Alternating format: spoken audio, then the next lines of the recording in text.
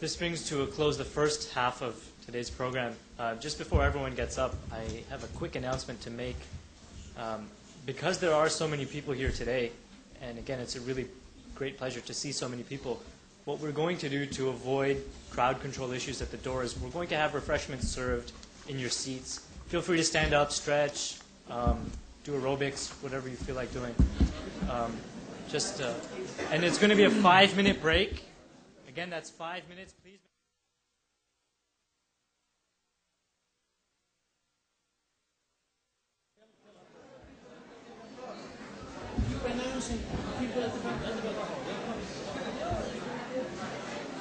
Just go outside to the hall and just yell until everyone come in.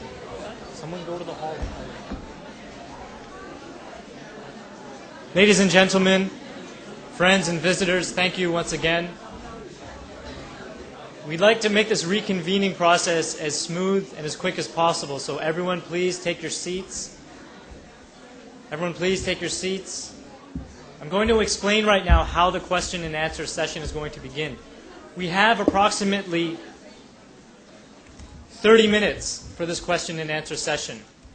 And rather than people standing up from the audience and addressing the speakers directly, in the interest of fairness, we have volunteers that I believe are pacing the sides of the aisles with paper and pencils for you to write down questions and submit them again to the volunteers at the side, who will then bring them up to the front, where time permitting we will answer as many of them as we can. Please accept our apologies in advance if we don't get to every question. 30 minutes is not a long amount of time. Each question will also have a time limit for the speakers, which will be announced before the question is read.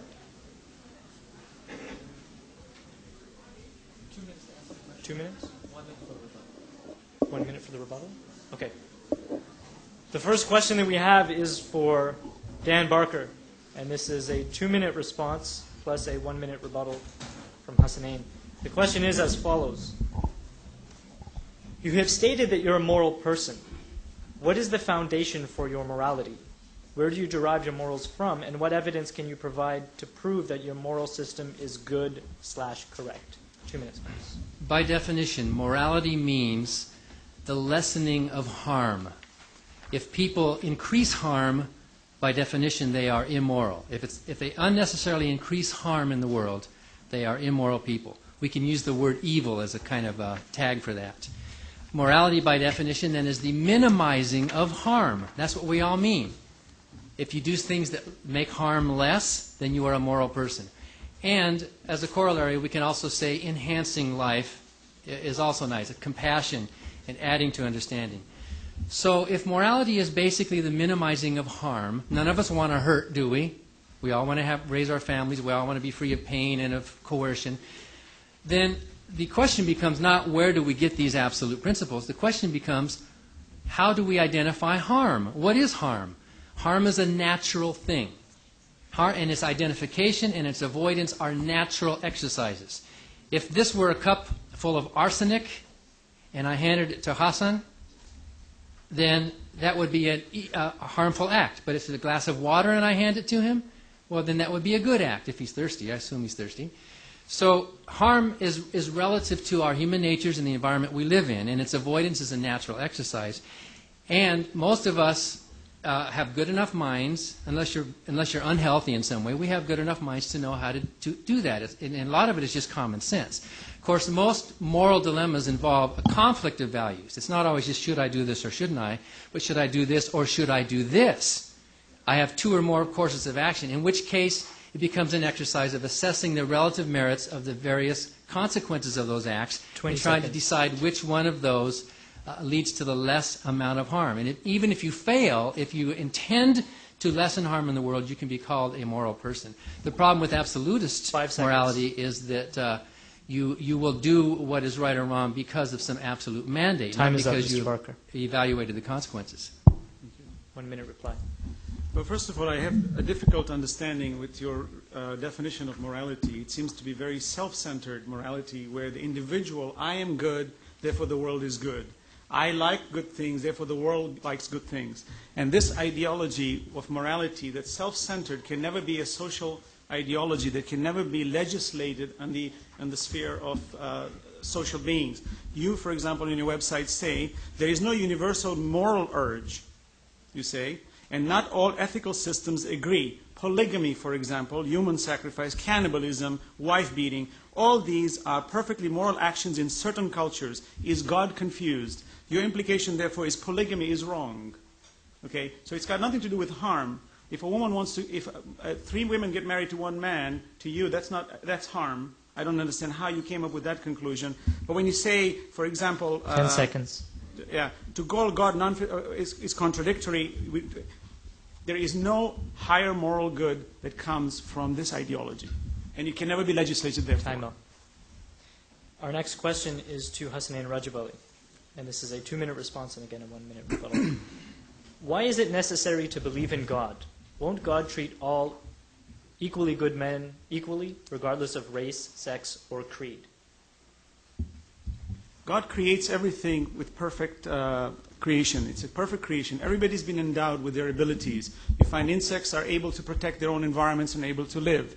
Animals have their own environments by which to live. If you observe all the Discovery channels today, where all these interesting videos that are being displayed today shows this grand scheme of things where this creator has endowed every creature with the ability to sustain its life and therefore is able to procreate and able to sustain in this incredible universe. So the existence of God is a necessity because, as I say, I and everything in this universe is a transient existence. It cannot demand its own existence. Therefore, it requires what we call a necessary existent, and that is the one that has brought into our existence. So do we need God? Yes, not only for our own existence, but our moral codes are derived from that too. There is a higher, longer focus for a human being. There's ethical standards that which I do today is accountable in the hereafter. Whereas for an unbeliever, an atheist says, I can do whatever. In other words, committing a perfect crime is a good deed. As long as you don't get caught, it's fine. I think that missed the point of the question.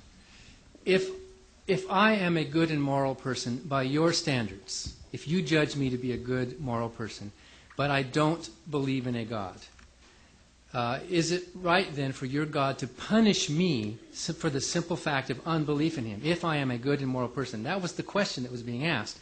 Why is it necessary to believe if we can live good lives? And you have to admit that many atheists and agnostics live good lives, and many theists live horrible lives, right? Many people who believe in God live horrible lives. So the question really is, why should I be punished in an eternal hell for simply living a good moral life as you live? That is unfair. Any God who has that type of a system is not a good God, is not worthy of my worship.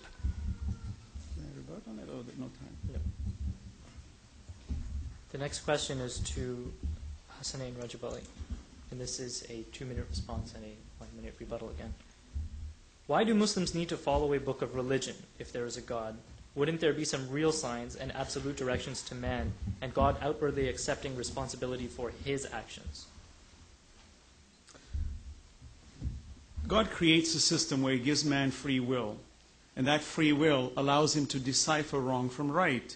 The differences that we have in opinion is a prime reason to show that there is free will. For if everybody was thinking the same way, and there would be no ambiguity in any issue, then the implication would be that it's a defeated purpose. For the exam itself is not under its truest form of exam. And you know, in any exam, the greater the difficulty of the exam, the greater the value of the exam. For if that student passes, that student deserves a greater reward. So when you say that there's a moral God, when we talk about this God that we follow, He gives us the laws. Divine laws are essential, what we call our guiding light. An individual who says, I'm good, like Dan says, I'm a good person, there's nothing wrong with me, why would God punish me? If a student goes into class and refuses to observe the rules of the exam, and says, but I'm a good student, okay, will the teacher say, since you're so good, but since you're rejecting the way of the exam, it's okay, I'll pass you?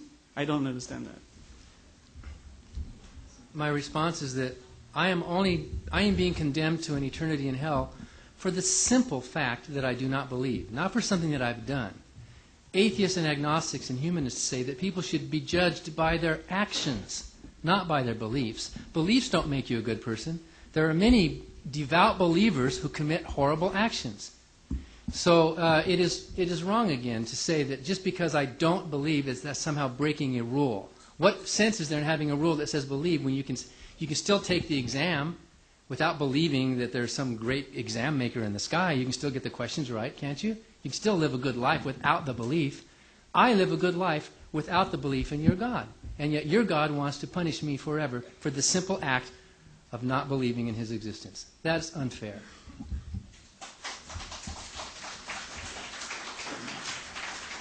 The next question is to Mr. Barker. And again, it's a 2-minute response and a 1-minute rebuttal. Science cannot and will not ever explain everything. Thus, there will always be a God of the gaps. Don't you agree?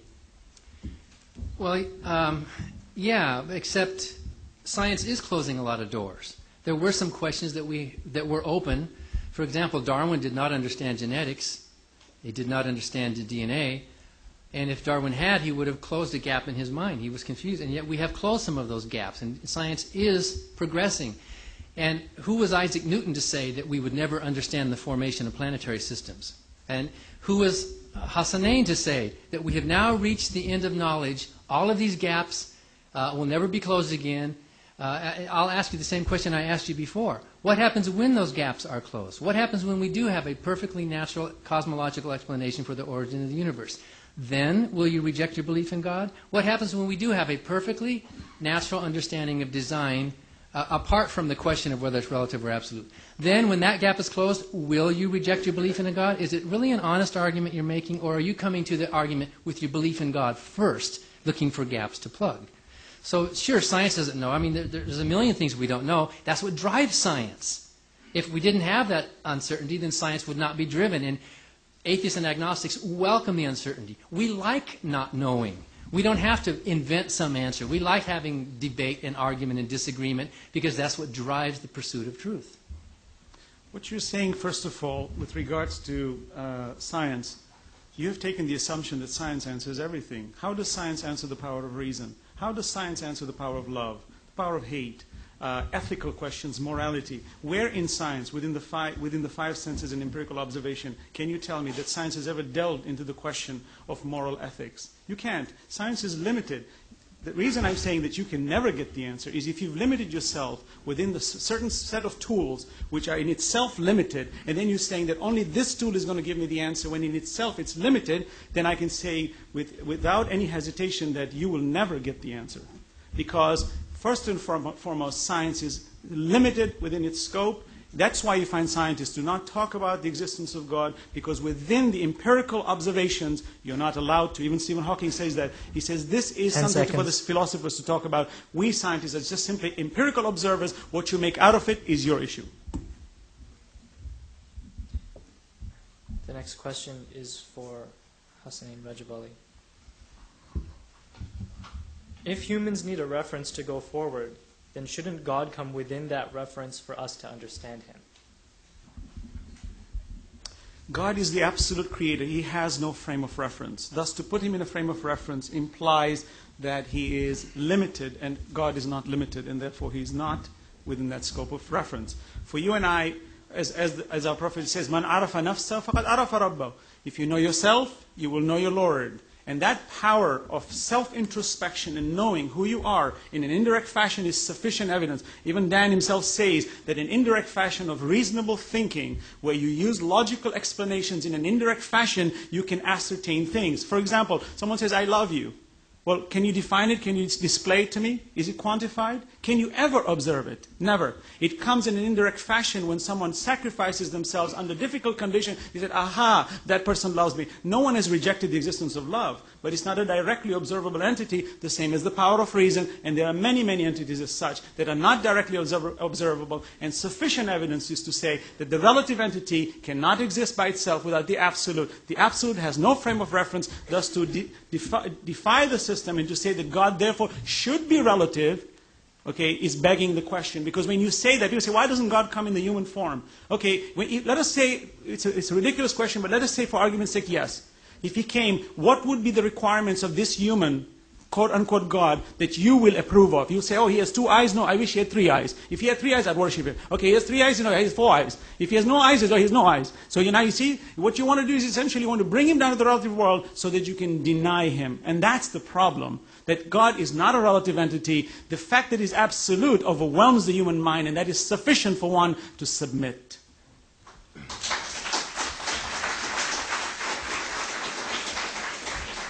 1 minute, Mr. Parker. I disagree. Love can be observed. It can be studied. It can be measured. Love is a verb. It's an action. If I am abusing my wife, there's an indication that I don't love her. If I am burning my children with fire, there is an indication that I do not love them. The fact that I provide their needs, that I meet them, that I spend time with them. Love is something that we do observe and measure. Many scientists are addressing the moral questions. You're wrong to say that science doesn't address moral questions. Right now I'm reading Matt Ridley's book, The Origin of Virtue. I just read Steven Pinker's book, The Blank Slate, addressing the human nature instinct to compassion and to reciprocal altruism and the evolutionary genetic advantages to those things within our species. Science does address those things and does come up with good answers for what you think are mysterious questions. The next question is to Mr. Parker. Just a reminder, both of you have, when you address the question, you have 2 minutes to respond. Oh, well, and 1 minute. But we don't have to take the phone. No, you don't have to take it. Okay. Just so that you're aware. The question reads as follows. If an atheist can live by a moral code, then how do you explain the killing of millions of human beings by the greatest atheist of all time, Lenin, Stalin, Mao Zedong, Pol Pot, Hitler, etc.? Well, most atheists do not say they live by a moral code. A code is something that's codified. It's a list. Like you have a list of 10 commandments of do this or don't do that. Few atheists would say they live by a moral code. Most of us say we live by moral principles. And as I elaborated earlier, the principle of minimizing harm in the natural world is a principle that works for us. That's what morality means. Yes, atheists have done horrible things. No one denies that. Atheism is not a creed. It's not a religion. Just as many Christians are shocked at how some of their co-believers have murdered abortion doctors, and say that doesn't represent all Christians. But think about Stalin, for example, who was seminary trained, or think about Hitler, who was a Christian, a member of the Catholic Church. Think about some of these people. Were they doing it in the name of atheism to promote atheism, or were they doing it for political reasons? Were they brutal tyrants for political, personal gain? Of course, atheism is not pretend to make you a better person. Atheism never says that. Atheism is simply the absence of a religion. But some of us atheists feel that the absence of religion is still superior to the presence of an absolutistic moral code in which if a God says kill, you should kill, and it's right because God says it's right. That's immoral. So I'm not going to try to excuse Stalin or Pol Pot or them. I'm going to denounce them as well. Atheist or not, I'm going to denounce those actions as immoral because they cause unnecessary harm. Well, first of all, the question is that when you cannot legislate what you just said. You say that the moral code, we don't have a moral code. So how did you condemn it? You condemned it on an individual level, not on a social level. You can never legislate this condemnation because what Stalin and what Marx did has no correlation to your any base because you don't have any moral codes. So how can you legislate it? How can you vociferously say, Dan Barker may say yes, another atheist may say no, what Stalin did was very good. This is what the anarchistic mentality that appears as a result of a person who says there is no moral code, you make it as you go. You're a free thinker, no one tells you what to do what you want, how you want, when you want, no one's your boss, you're your own boss. Essentially then, the sadomasochist who likes to inflict pain and the masochist who likes to receive pain, if they became our global leaders, it would be perfectly justified. What Hitler did was perfectly fine. As a result, when you say that there is no moral code, this in itself is the danger in itself.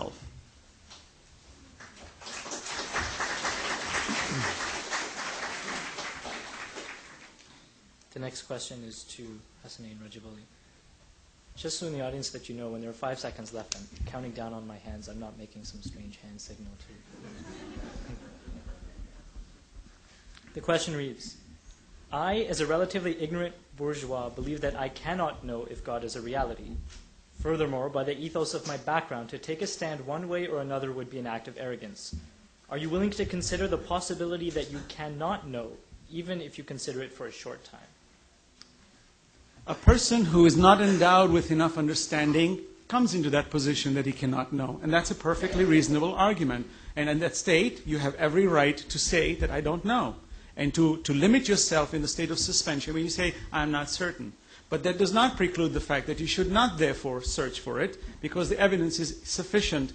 Plenty of evidence. It's equivalent to saying that we don't know about this theory or we don't know about this existence. That does not say, therefore, that in the world of science you should not go out and delve into the depths of the universe and find it. And that finding of the self is so inherently important in this whole entire discussion. We're not talking about matter out in space. We're not talking about planetary bodies out in space. We're talking about ourselves, our ethical issues. Even Dan agrees with me that we are moral creatures. We condemn. We believe. When you say, I don't believe, we atheists are non-believers. No, you are believers. You are believers in a system. And a system accepts certain things and rejects certain things. To monopolize a word and say, I'm not a believer in a system of weights. Erich Fromm, who was a philosopher, German philosopher, said, the question is not whether you are religious or not. I mean, the question is not whether you have a religion or not. The question is, which religion do you have? Rejecting God is a religion. It's a way of life. It has its effects on all human beings. That if that person who is an atheist becomes the president, becomes a legislator, he's going to instill his ideologies upon the people. You cannot be a creature in limbo, floating in space with no ideology. And to take that position every once in a while and say, well, look, I'm not harmful. I'm not doing anything. Well, here, Pol Pot, as we mentioned, Mao Zedong, Karl Marx, millions of people were killed because of that. Millions. Can we say that therefore they were wrong? By whose standards? By their standards as atheists? He said, who can tell me I'm wrong? I don't have any moral codes. I can do what I want. I got away with it, and it's perfectly fine. So we're going to give Mr. Barker a chance To say that atheists are unbelievers in God is not to say that atheists have no beliefs in other things. Atheists can be fiercely committed and have a belief in the equal treatment of women, for example, and denounce the mistreatment of women in most of the revealed religions. We can have a belief that it's better for humanity if women and men were created equal. That doesn't follow that if we don't believe in God, we don't have any beliefs. I never said that, so there's another straw man. You also did another ad hominem, Hassanein. You said, to those of us who are not endowed with understanding, which basically is an attack on me. Somehow you have more understanding. What do you know that I don't? Is there some secret thing that you know about the world that I don't? You're endowed with understanding, but I'm not. You're the chosen one, and I'm not. You're special, you're blessed, and I'm not. 10 you seconds. have vision, and I am blind. Is that what you're saying? And only those who are blessed with superior vision and intelligence, which is really kind of a self-centered thing to say. But ad hominem, Time is up, Mr. Barker. Ad hominem attacks are not acceptable within a debate. Thank you. The next question is to you, Mr. Barker. And it reads, if God does not exist, then how do you account for that inner voice that each of us possesses scientifically? How can you explain this? Isn't this beyond our relative realm? Well, an inner voice could mean a million different things. Sometimes when I am stressed from 2 or 3 nights of staying up late, sometimes I might hear my mother's voice in my mind. Carl Sagan, he said he used to hear an inner voice of his parents talking. It's a natural thing that happens when the brain sometimes goes into certain states. I know a man who says he talks to Jesus all the time, and Jesus' voice is very clear to him. And he says he's a baritone. He knows that Jesus is a baritone because he hears his voice. So people who hear voices, I don't think are good arbiters of truth. I don't have an inner voice for morality. I simply have a principle that says Stalin was wrong, not because he broke some code, not because he didn't follow some list of do's and don'ts. Stalin was wrong because he caused harm. That's simple to understand, isn't it? He caused harm. Hitler caused harm. We know what harm is. He didn't have to, and he did. So I can say, based on the relativistic definition of what morality means, we are human beings who want to survive. We recoil from pain by nature. You stick your hand in a fire, you pull from it, right? You don't need some code to tell you, thou shalt pull thy hand from the flames. It's our nature to recoil from pain. So if we're going to use the word morality at all, we're talking about natural harm in the natural world. And I can denounce Stalin on that relativistic principle that he could have and did not minimize harm in his world. Therefore, he was what we could call, with a lowercase e, an evil person. When you say cause harm, if a man goes to battle and he's fighting and he gives his life for the cause of the greater. He caused harm to himself by his own death, yet we call them heroes. So it's very relativistic when you say cause harm. When you say cause harm, when you're killing something for the greater good, how then would you define what is the greater good? You say, no, we don't cause any harm. So if battle takes place between two people, there is harm. Therefore, what do you do then? Do you just simply prevent harm? How would you prevent harm without causing harm to the other side? So when you say we don't cause harm, that's a very loose term. It's very, very, as we say, vague. It's not applicable. It's not practical. I'm not rejecting that we should stop harm. I'm not rejecting that. But the question is, you cannot apply it on a legislative fashion. You cannot apply it in a social arena. 10 it's seconds. very individualistic, and I think that's where the problem lies. Thank you. The next question is again addressed to Hassan Rajabali. And it reads, if an atheist offered a reasonable explanation for why the universe exists and for all evidence of design, would you concede that there might be no God after all? You're asking a question which is really an impossibility by its own nature. If you say that there is a reasonable answer for no creator, okay, the reasonable answer, first of all, you have to jump over the basic hurdle of asking yourself, how does a relative universe come into existence by itself? Whatever that answer you're going to give me has to be God. Whether you want to call it God, whatever the case may be, that supreme power is what we're discussing. How you name it is based on your own perceptions. But the question is that infinite power is a necessity. Anything less than that, it's been debated for centuries. Anything less than that is not sufficient. So you were saying that theoretically you would allow for the possibility of an impersonal, transcendent, supernatural force that's not personal. You would allow for the possibility that the universe came into existence by some supernatural means that's not necessarily a being that we can worship. You allow for that theoretical possibility then. No. You just seem to say that. No, I did not. Well, then if you are saying it is impossible for a non-personal being to have caused the universe, then I say you're begging the question. I am open. If you can give me evidence for a God, I will change my mind. If you can give me evidence for Allah, I will change my mind and will believe in Allah. I will do that. But you have a closed-minded position. You have boxed yourself into a corner saying, you said it is an impossibility. Those were your words. Therefore, you're not open to truth. You're being dogmatic in your position. Convince me and I'll change 10 my seconds. mind. I've done it before and I'll do it again. And I would like to hear you say the same thing, that you would change your mind if the evidence warranted.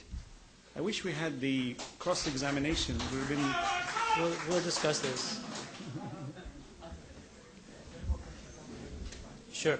For those of you who still have questions or who would like to now start asking follow-up questions, some questions that have been asked, please bring them up to the front. Samir is right here. You can all see him. That would make the process much easier. Let's see. The next question is to Mr. Barker. And it reads, you say that science does not know everything. Yet you also say that atheists go by the code of inflicting the least harm. But if you yourself do not know everything, you are not in a correct position to decide what inflicts the least harm. What do you say to that? Well, I said it before. By definition, morality is the intention to minimize harm. That's what it means. We're not even discussing morality unless we have a definition. So by definition, what do you mean by morality? You can't mean just following orders. You can't take the Nuremberg defense and say, I was just doing what my bosses told me. We have to use our minds.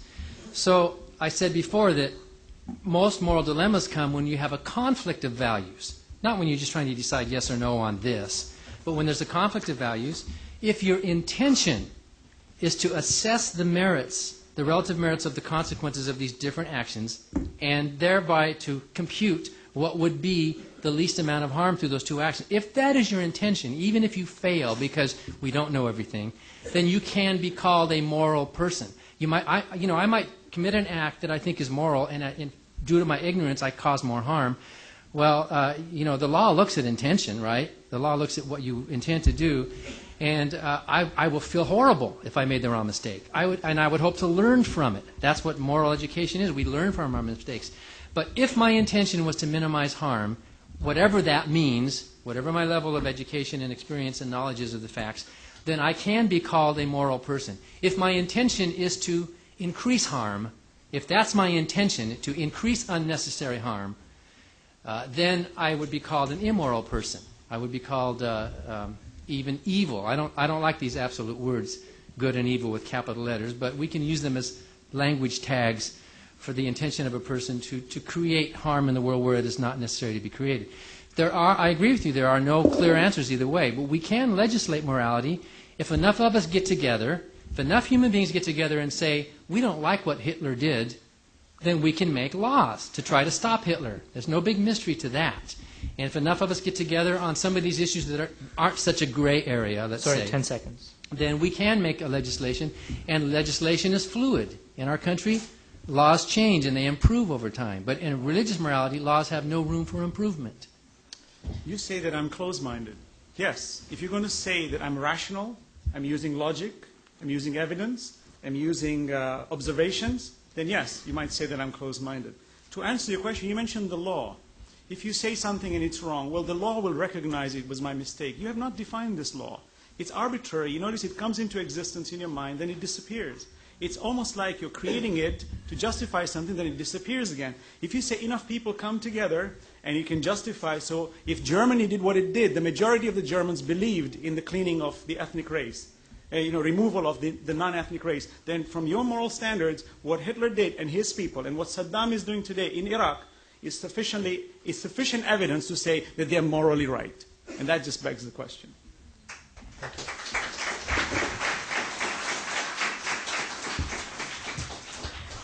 The next question is for Hassanein. Could you please elaborate on the Islamic perspective of evil and hell as a natural consequence of one's own action and not of God's making? Hell is something you and I earn due to our own rejections. And Dan before took umbrage when I said that, when you have lack of understanding, it was never implied that you don't take any personal things. As I mentioned to you, there's nothing to take personal here. It's not implying that you're ignorant in any way. We're having a discussion in this matter. And I did not say that. The question was that if I have a lack of understanding, can I suspend? I never said it is you who has lack of understanding, and therefore in fact, you haven't suspended. You've taken a position. To answer this question with regards to the position of evil from the Quranic perspective and from the Islamic perspective, mankind has been endowed with enough evidence and enough gifts. For him to reject that system is tantamount to be punished. Just like a teacher who punishes you after having taught you and you failed the exam. That punishment is a natural consequence. No one says, this student failed. Well, you're being unfair. You should pass him. Well, then you're degrading the entire system. For someone to go to hell, understand that there are dimensions. And it's not our platform to discuss it, but I would love to have that discussion on that. But the issue of hell is something that human beings earn. The Quranic perspective is those who go to hell will say it is our own misdeeds. Had we listened, had we obeyed, had we accepted what was given to us so prevalent, we would not be the inmates of this punishment. And that punishment is meted out on the basis of the great mercy of God given unto man to live in perpetuity in paradise. And if someone was to say that this is this carrot that is being called, or this golden pot, look, every human being functions in that system. We're goal-oriented. We go to work because we want to get paid at the end of the week. Should we deny that? You're saying deny that. Have no acceptance of any pot at the end of the day. That's preposterous. We are living in this system. If God has created this system and we're within it, it doesn't mean we created heaven and hell in order to provide ourselves the moral codes. Even as a father, you say to your child, don't do this. This will happen. Why do you restrict your child from doing that? Because you know there's an impending danger in that. If God is giving us these standards for us to follow, there's nothing wrong with it. It's perfectly fine.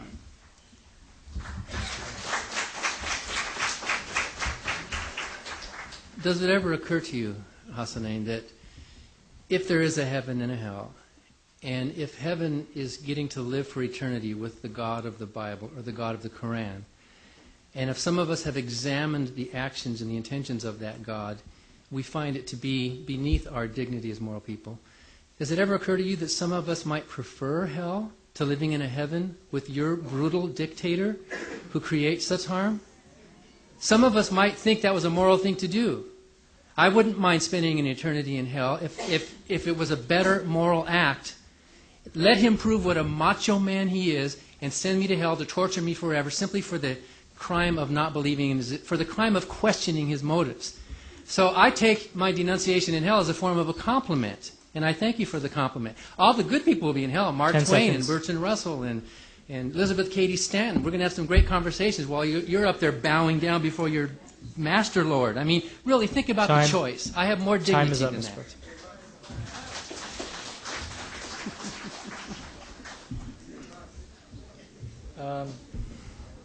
This question is for...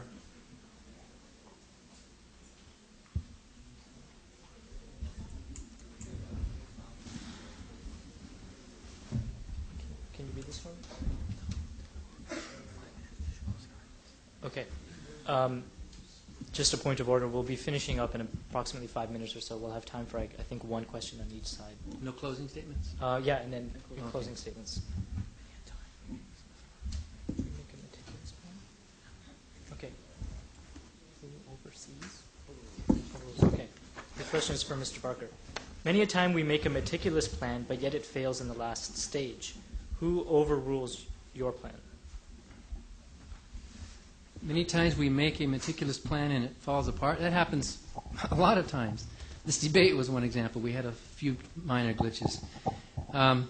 Most of us unbelievers are somewhat pragmatic about the world. We know that things aren't going to happen exactly the way we plan them. We're not gods.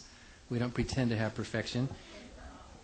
So we don't pretend to be omniscient. We don't pretend to be all-powerful. We accept our human limitations in the natural environment in which we live. And sometimes things will not go according to our plan because we're not all-powerful. And I don't care. I mean, as long as I'm intending to do the best I can. If I fail somehow, if the plans go wrong, then I will learn from that mistake. So I hope I will learn from that if I'm open-minded. If I learn, that's what happened with Christianity. I preached it for 19 years. And I studied it more closely, and I learned, oops, I made a mistake. This is the wrong religion. This isn't for me. And Ibn Warraq did the same thing with Islam. He lived the Islamic life, the Muslim life, and yet he studied it closely with an eye of scholarship and gives excellent reasons for why he changed his mind. Things didn't go exactly as he planned. He thought he was going to be a faithful Muslim his whole life. And he started studying the evidences, started looking at the criticisms. He realized there's something better than this. 1 minute. It's interesting you say that a person like Ibn Warraq takes that position. Just because a human being, lacks understanding and takes a position, that does not imply anything in any way. When you take, for example, the position that you've taken with regards to the moral codes, once again, you have not justified a social system. When you say you're promoting this anarchistic ideology that every human being is a free thinker on his own, and as long as 51 people out of 100 sufficiently decide on something, as we call a democracy, it becomes moral. See, that's taking democracy to a higher level where we say it's moral now. And that really is deadly in its very system. And to say that a person says, well, I have that free thought and things don't go right the way they do, that doesn't mean you abandon. From what I read, Dan, from all your perceptions, the statement you just made is this terrible God. You seem to have a lot of anger. And if that's anger, then I think you should vent it out differently. This is going to be the final question. It's a 2-minute answer from Hassanein and a 1-minute rebuttal. Following that, we'll ask the speakers to have their closing arguments try to keep it under 5 minutes if possible, for the closing arguments. This final question reads, if there were a God, why would it put people on the earth to waste time? If there were a God, why would it put people on the earth to waste their time praying? Waste their time. There is an assumption there that what we're doing is useless, and that in itself is a negating question. A person who prays is praying for his own good. Science has even shown, even those who don't believe in God, that those intercessory prayers and those people who pray on their own, if you study, there is research done that people who are in the hospital bed themselves, not others praying for them, themselves, have a higher rate of cure than those who don't. And that means prayer is shown to be a very good entity. When someone prays, it is for themselves. It takes them to greater moral grounds. When a person submits himself and gives himself into charity, into goodness, and controls his animalistic behavior and becomes a chaste and a good person, I don't see how you can say that's a waste of time. Prayer is good for the individual. God does not need prayer. Prayer is a means by which to reap the wonderful mercies of God, and to negate that is tantamount to disconnecting the jugular vein of the individual. Today, in modern world today, children are not taught about God in schools, and look what they're doing. Humans are made of material and spiritual. You deny the spiritual aspect, they're going to go and fill it up. Today there's a problem in the United States with devil worship, all types of ridiculous behavior in trying to reach the realm of the unseen. It's a human nature. To deny it is to choke it. Therefore, prayer is very good. And for one to say it's a baseless act, that's totally ignorant in a statement.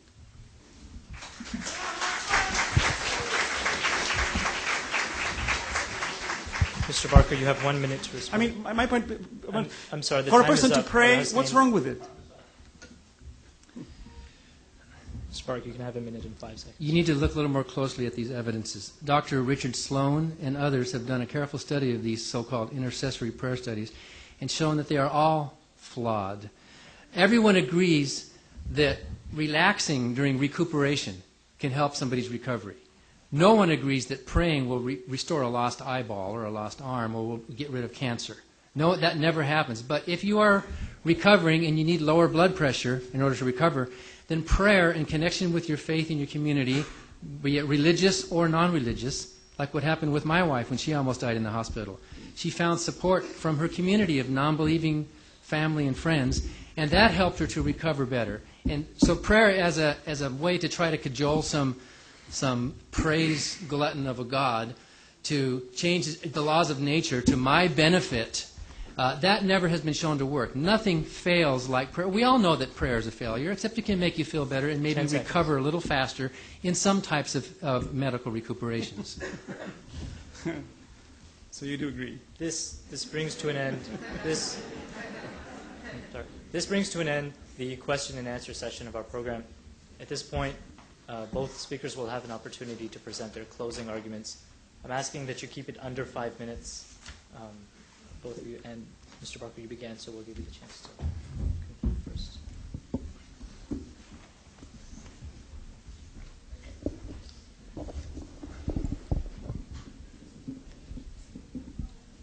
Thank you for sitting through this long event.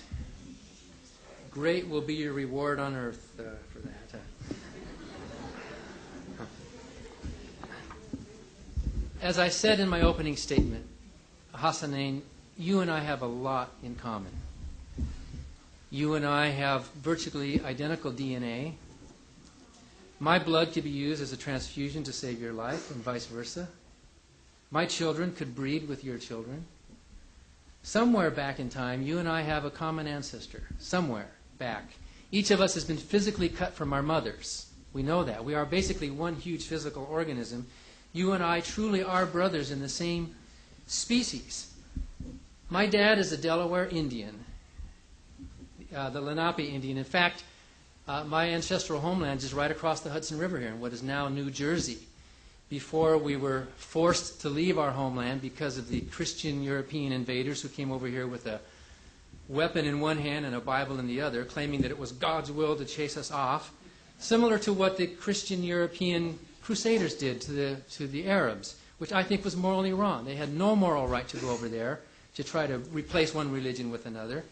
And similar, in my own personal opinion, not all atheists agree, but similar to the way the European Jewish settlers came into that area and tried to claim some religious claim to the land. I think we should stop building these walls. I think we should stop drawing these circles. You have a circle that you're in. You're a respected man and a knowledgeable man in a certain circle in the world. But outside of that circle are the infidels, the unbelievers. There's we versus they, us versus them. And those out there are the ones that are our enemies. My mom was also part Apache Indian, although she had a grandmother whose last name was Sulfur, which is some kind of a Semitic name or Jewish name. So maybe we have a common ancestor that's closer than we think. Who knows? Her parents came from Spain, so it may be that maybe 10 generations ago you and I had the same, ancestral father and mother. That makes us one. The Bible and the Qur'an apparently are your source of information about this God that you worship. It didn't just come out of the air. You get your information. Those books, if you read them, and I've really enjoyed reading some of the Qur'an as I've been able to. I'm no expert in it. But they really are, at the bottom, books of war. They are books about us versus them and fighting. The God of those books is the God of war. And I think if there's to be any hope for our world, we don't all have to convert to atheists. It is not my mission to try to convert you to an atheist. I think there's little chance of that happening, right? I don't care what you believe. I don't care if you want to believe in Allah, or if you want to stand on your head and speak in tongues and pray to Mother Goose. I don't care. This is a free world. In America, we have a separation of religion and government, where the government backs off and says, you're free to believe what you like, even if everyone thinks it's stupid or not. Even if you think atheists are stupid and evil, they're free to be atheists in this country, right? We need a system in this world where we stop equating religion with government. I don't see what to be gained in my life by believing in a God. I don't see what I get out of it. I don't see what, maybe God is so hungry to be praised. I mean, would you worship me if I stood up and said, you should pray to me every day? No, you wouldn't do that, right? You would think I was some kind of a megalomaniacal sick guy who wanted to be worshipped and praised all the time, with little servants down there who bow down and say, yes, you are great. If there's this deity up there, what do I gain from believing in it? As I told you, hell doesn't scare me. The threats of punishment don't scare me. I want to live my own life. I want to live it with good natural principles. I hear it said that religion is a way to offer you to live a good life. Well, here's what we atheists say. If you want to live a good life and be kind to others, then live a good life and be kind to others. If I'm motivated to be kind to others by the threat of hell, then that shows how little I think of myself, doesn't it? I need some help to be a good person. I am no good. Or if I'm persuaded to be kind to others by the promise of heaven, well, that shows how little I actually think of others. I'm doing it for selfish reasons. I want to go to heaven. I want to be coddled by this daddy up there who's going to make me feel good and give me things. Most atheists and humanists in the world say, let's be good for goodness sake.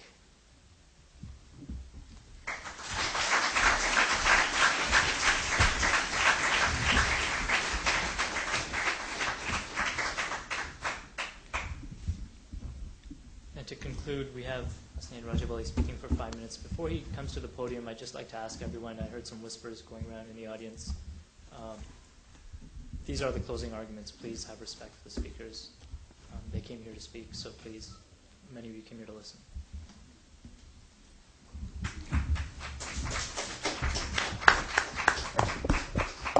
Thank you, Dan, for your closing arguments. I will just make some very quick points here. First and foremost, what we get in conclusion to this debate is that we see that those who hold this free-thinking mentality, this free-thinking concept of life, are lawless people who essentially, when we say lawless, let me explain. I don't want to take it out of perspective. They're not socially bound in any law system. As Dan has mentioned, that stop building these walls. Let's break them down. What you're saying is, take all the laws out, take all institutions down, dismantle them because they do nothing but harm. Well, if you dismantle them, are you going to live in a lawless society? Is that what you're promoting? Or are you going to say dismantle it and rebuild it? Okay, when you rebuild it, you just built a wall again. So which one has the higher goal? When you talk about universality of our existence, you say we are the same. Yes, we are the same. And that's the ingenuity of our existence. That if a person is asked to program something where it can take every parameter into possibility, into action, that a person's mind and thought decides to do something with this application, you ask that programmer what a harrowing task that is. It's an impossibility to put all actions together where a person has this completely open architected system where you take atoms and combine them, you shift one molecule over another, change the bonds from one place to another, and it changes its chirality, and it causes harm or it causes good. That universality in itself is sufficient for you and I to submit to ourselves that, wow, it's not so enclosed, it's so universal that we share so much together, that it all works in consonance, that an incredible creator had to put this together for all of it to work together. That in itself is sufficient evidence for anyone. We don't have to get into polemics, into rhetoric, into discussions. It is sufficient to see yourself in the mirror and say, wow. To reject that is tantamount to saying, I don't want to see it, and that's fine. It's free choice. So what I'm getting completely from this debate, when it comes to morality, make it yourself. Even you yourself wrote in your website, you say, Everybody's a free thinker. No one tells you anything. Not a rabbi, not a priest, not a politician, but you didn't add one thing. Not an atheist either. You didn't put that in there. Because you're saying to yourselves that we should have our own thought, and I'm telling you how it should be. Well, then you shouldn't. You've negated your own purpose. Because when you say you shouldn't impose any law to anybody, then you should not even speak about it. You should be silent and let every man think for himself. But that's not the case. You say the Bible is not... You say that the Bible... Correction, the Bible is not our source. The Qur'an is our source. The original Bible, which was revealed to Jesus, was a perfect book. It was adulterated. We do not accept it. We accept it as a revelation to Jesus. Jesus was a great prophet. He was a great man, and he performed many miracles. The Qur'an upholds it, and we have no doubt in it, no questions. In conclusion, we say the Qur'an is our litmus test. It is the criterion. It is what decides right from wrong. Science is subject to it. The higher authority, the one who created the universe, has put science into motion. And to take one aspect of the greater and to say, that is my God, is a very foolish statement. You say, I don't care about people praying. Yet I see so much anger in your statement. You say, I don't care if a person wants to do this or he wants to do that, yet you've made so many condescending statements that you're praying to this vicious God, or you're fooling around. If people even say, they make funny statements about people bowing their heads on the ground. When I read that, it's a clear indication that you're angry. You're angry with something. Rather than have respect for somebody who wants to worship his own God, why don't you say, let him worship? Yet on your website you say we should forbid worship of God in school. It's a public place. It's our tax dollars. Well, now you are promoting rejection of prayer in public. See, there you go. You see the actions coming when it comes to the practical indications. When it comes to the individual, in conclusion, the individual knows his Lord. A man comes to our sixth Imam Jafar Sadiq and says, tell me about this existence of God. He says, what do you do for a living? He says, I'm a sailor. He says, when I travel, he says, have you had those moments where you've been floating on that piece of wood in your life? He says, yes. Did you have that glimmer of hope? He said, yes. He says, that's your Lord. That's inbuilt into you. I give you an example. My uncle was flying on in Air Tanzania, and the plane was primarily of Chinese people who were atheists. And the pilot says that the gear is not going to land, it's not opening up. So we're going to do a belly landing. And he says all these Chinese were murmuring something. Anyway, the gears opened up and it landed properly. So my uncle asked him, he says, what were you murmuring? You're atheist. He says, yes, we're atheists. And what were you murmuring? He says, we were murmuring about that hope. So my uncle said to them, but you don't believe in it. He said, then we did. And in conclusion, when you look at the atheistic perspective,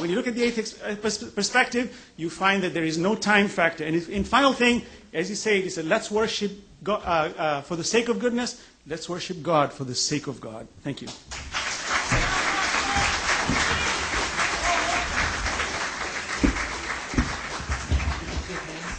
Sure, just 1 second. Sorry. On behalf of the Tawhid Institute of New York, I'd like to thank all of you for taking the time today to come and sit through the debate. We apologize if it started a little bit late. I myself apologize if I said anything wrong or to offend anybody. Please forgive me. And especially, we'd like to thank both of our speakers for taking the time, for preparing their arguments as given.